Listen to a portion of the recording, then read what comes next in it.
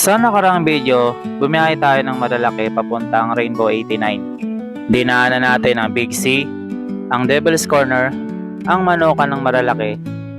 Ngayon ay pupunta tayo sa isa sa mga tourist spot dito sa May Tanay, Rizal. Ito ang Mount Kulis. Ang lokasyon nito ay malapit lang sa Rainbow 89. Babiyahe ka lang ng mga 5 to 10 minutes papuntang Mount Kulis.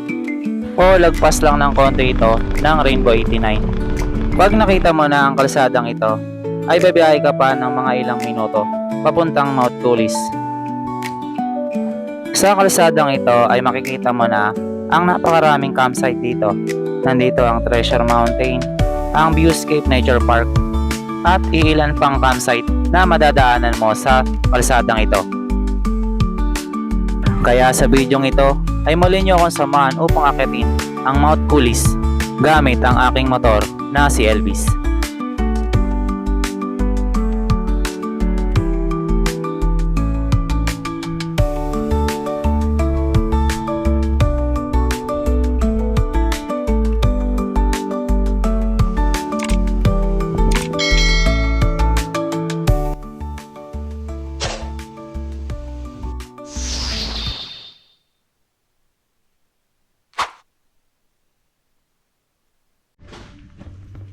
Okay lang mag-video kaya?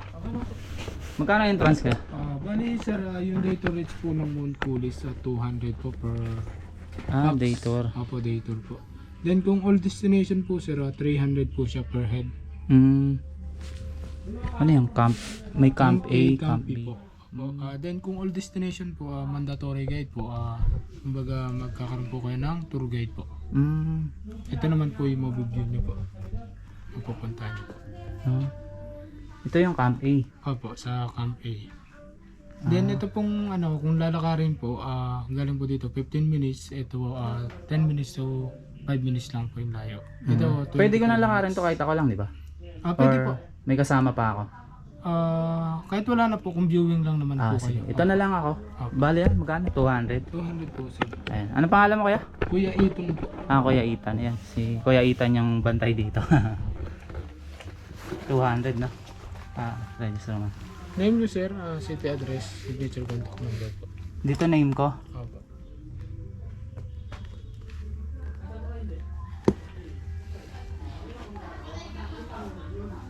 Tapos dito.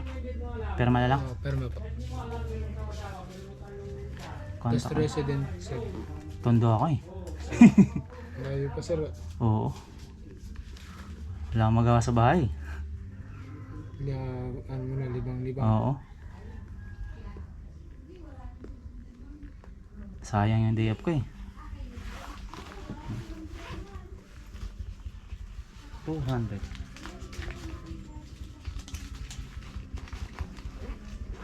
Kaya 200. Kampi. Dito yan, uwi na na. Opo sir, dire-diretso lang po yan. Sige, salamat. Ano, Kuya ano? Iton po. Kuya Ito. Salamat Kuya Ito. Okay lang yung helmet ko dun, no? Wala na kasi. Sige.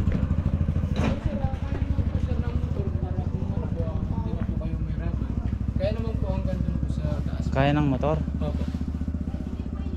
Safe naman din siya sa motor. Okay lang, nakamotor. Okay lang, sir. Tricycle nga po sir, kaya. Sige. Sige, try ko. Sige. Para medyo exciting yung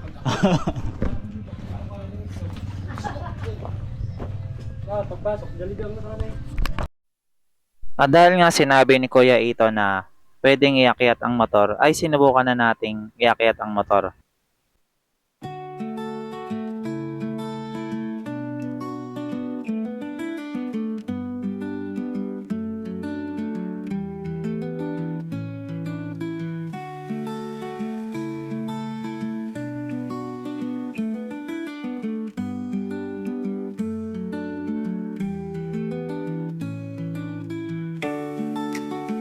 At dahil nga sa may katarika ng daan at ito ay hindi pa sementado, tayo ay nakaramdam ng konting kaba na may konting ligaya dahil ngayon ko lang nasubukan ito ng umakyat sa bundok ng nakamotor na ang kalsada ay hindi pa masyadong gawa at may mga batong maliliit. At buti na lang maganda ang panahon at hindi umulan. Kaya hindi tayo masyadong nahirapan sa pag-akyat dito sa Mount Pulis.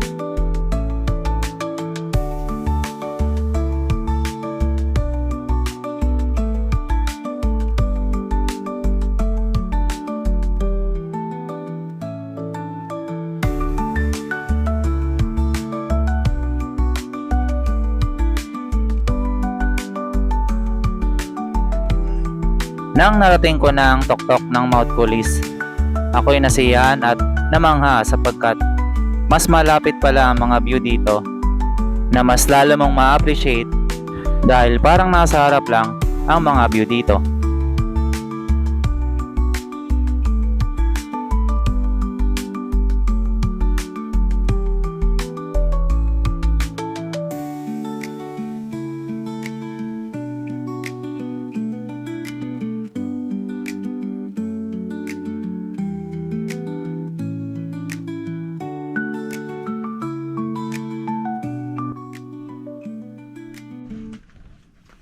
Ayan guys, andito na tayo sa Mount Pulis, sa tuktok ng Mount Pulis. Ito, ayan, pwedeng lakarin doon, no?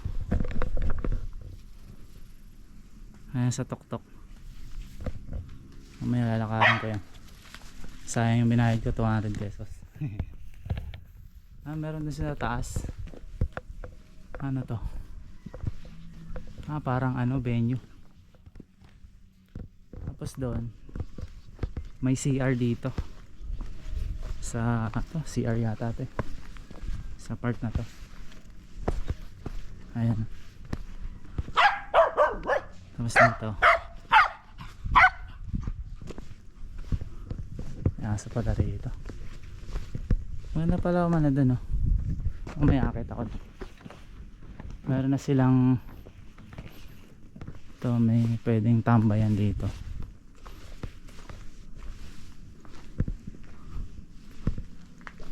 Ito. Okay. Aron po yan. Akala ko tindahan. Sa kabilaan din yan, wala naman tao. Okay po. Ayan. Ito guys, Mount Pulis 62 MACL. Hindi ko alam ano ibig sabihin. Ayan guys, okay pala yung view dito sa Mount Pulis. Yung 360 view nya talagang nakakamangha. Ito yung mas malapitan na view. Kung manggagaling ka sa Rainbow 89, mas malayo doon yung view dito. Ito kasi sa Mount Pulis, ito napakalapit mo sa kabundukan na makikita mo doon sa Rainbow 89. Ayan guys, yan din yung view na makikita mo doon sa ibang campsite dito sa daanan ng Marilaki or dito sa Rizal or Tanay, if I'm not mistaken. Dito guys, pwede kang umakyat dito, kaya lang tingin ko hindi nakakayanin ng motor, so mamaya aakyatin ko yan. Mataas na yung araw. Mapalipad tayo.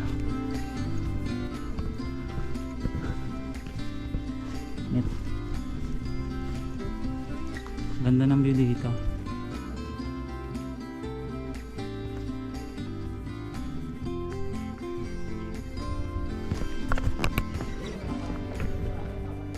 Ayun guys, pupunta tayo doon sa may heart na yun.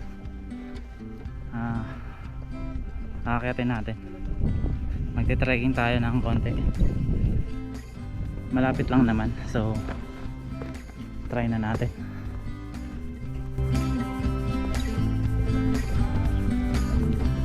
Yung tanawin dito guys, na makita nyo, mas malapitan mo siyang makikita. Ayan o, dito mas malapit siya. Kasi nung kanina nandun ako sa Rainbow 89, ito yung nakikita ko doon, malayo siya, malayo yung view nito doon nung galing ako doon sa Rainbow 89. Pero dito sa Mount Police, ito napakalapit ko lang. Ayan, maganda yung view nya. Saka doon parang mas malapit dito. Ayun din yung guys, oh. Makita mo yung ayun, mga bundok na yun. Dito sa Mount Police napakalapit nya. Parang mas ma-appreciate mo yung mga sceneries dito sa Rizal or Pandaan ng Marilake. Ayan. Ayun, may mga TP house din pala sila dito. Ayan guys, oh.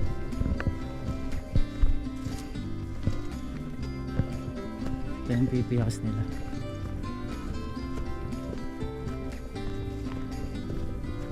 Ayan.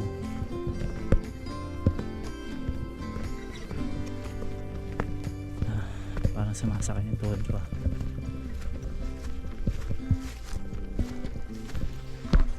Dito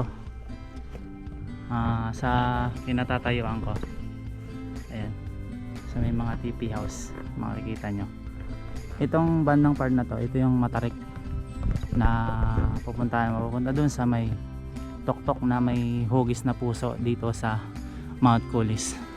Tingin ko ito lang yung bandang part na to yung mahirap akyatin kasi napakatarik nya.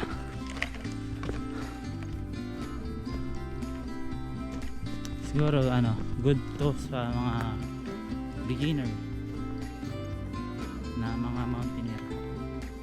Kaya ako, rider ako eh. Pinagsama-sama ko na lang. Saka okay yung nya, nakakapagod siya. Dalawa pala yung way dito. Meron doon, saka dito. Hindi ko alam kung saan. So dito na lang tayo kaliwa. Pag mali, baba tayo, tapos doon naman tayo daan. Bahala na. Ayan, nasa kalagitnaan na yata ako. Malapit na.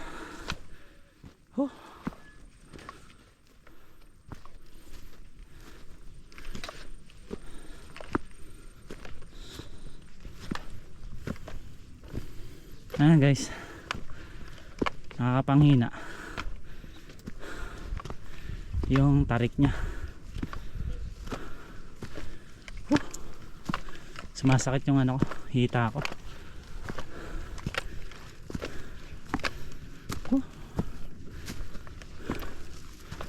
Ayan, malapit na tayo. Konti na lang. Ayan guys, oh.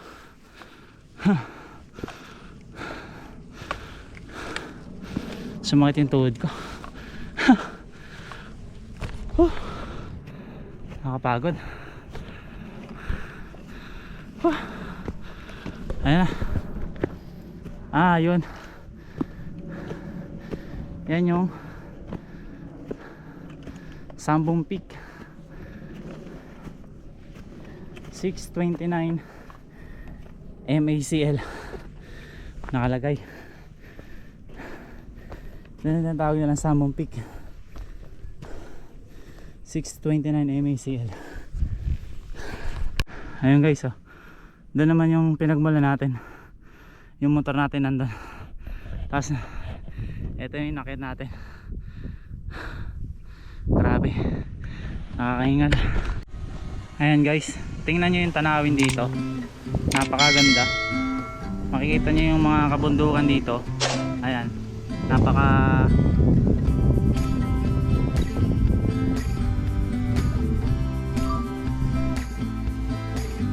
Ayan guys, dito tayo sa Mount Cooley.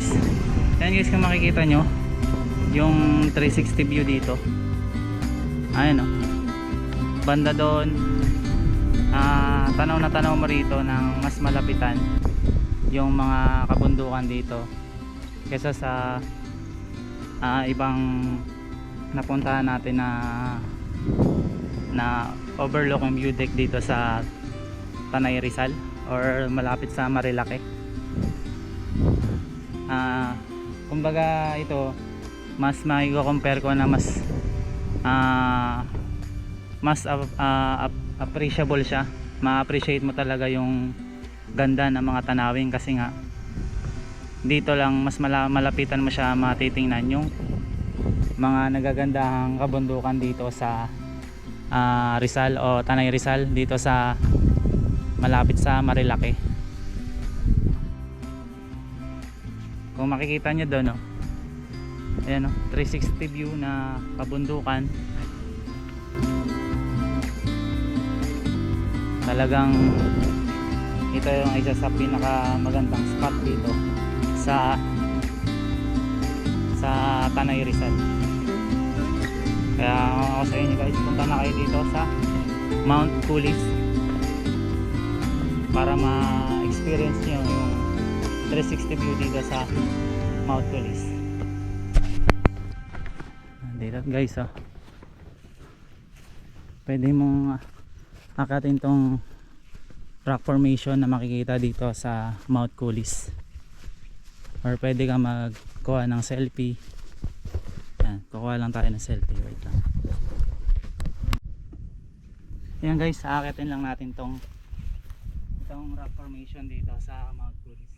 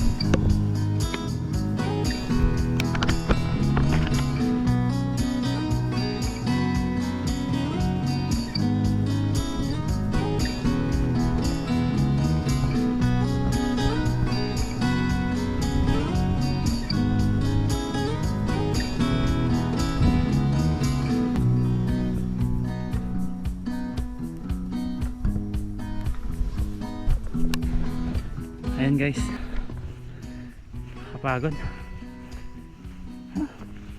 Pababa na tayo.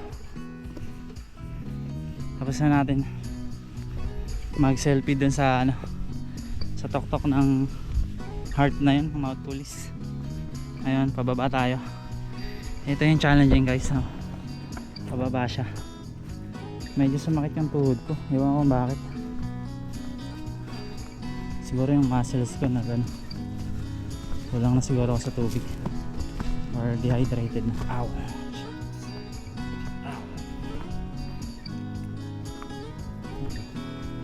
Parang sinumpong ang rayuma yata to guys eh. Shit, sumakit yung tuhod ko. Oh my gosh. Fuck. Ow.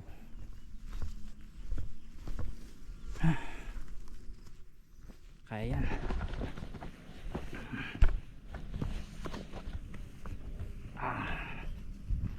Sumakit yung tuhod ko.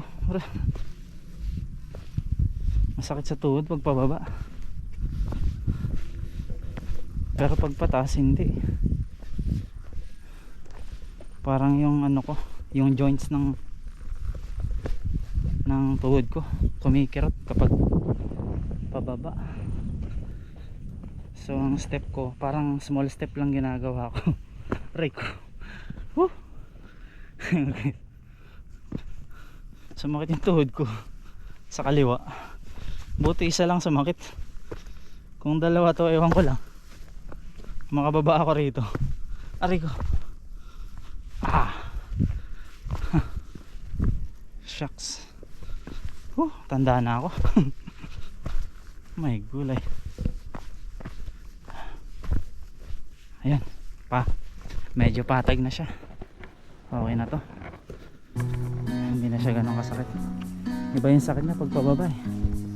Yung pressure nandun lahat sa ano ko, sa tuhod.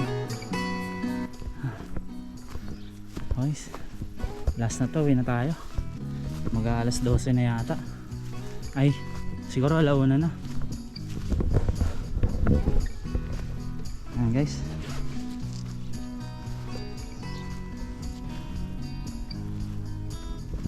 Yun, 12:20 na nga guys.